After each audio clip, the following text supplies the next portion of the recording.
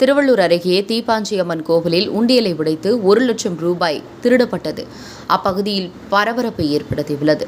திருவள்ளூர் அடுத்த சின்ன ஈக்காடு பகுதியில் சுமார் 100 ஆண்டுகள் பழமை வாய்ந்த கிராம தேவதை அருள்மிகு ஸ்ரீ தீப்பாஞ்சியம்மன் ஆலயம் உள்ளது.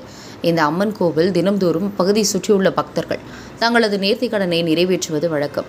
நேற்று இரவு 8 மணி அளவில் கோவில் நிர்வாகி மதன் கோவிலை முறைப்படி பூட்டிவிட்டு சென்ற நிலையில் காலை 6 மணிக்கு வந்து பார்த்தபோது கோவிலில் உண்டியல் உடைக்கப்பட்டு உண்டியலில் இருந்த சுமார் 1,00,000 ரூபாய் பணம் திருடப்பட்டது குறித்து அதிர்ச்சியடைந்தார்.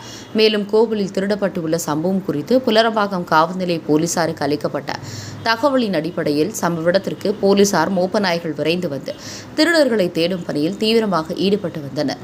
பின்னர் கோவிலில் இருந்த கண்காணிப்பு கேமரா பதிவுகளை கொண்டு கோவில் உண்டியலை உடைத்து திருடிய மர்ம நபர்கள் குறித்து தீவிர விசாரணை மேற்கொண்டு வருகின்றனர். அடுத்த மாதம் கோவில் திருவிழா நடைபெறவுள்ள நிலையில் கோவிலில் திருவிழாவிற்காக பக்தர்கள் காணிக்கை அளித்த பணம் திருடப்பட்ட சம்பவம் பக்தர்களிடையே பெரும் அதிர்வலைகளை ஏற்படுத்தியுள்ளது.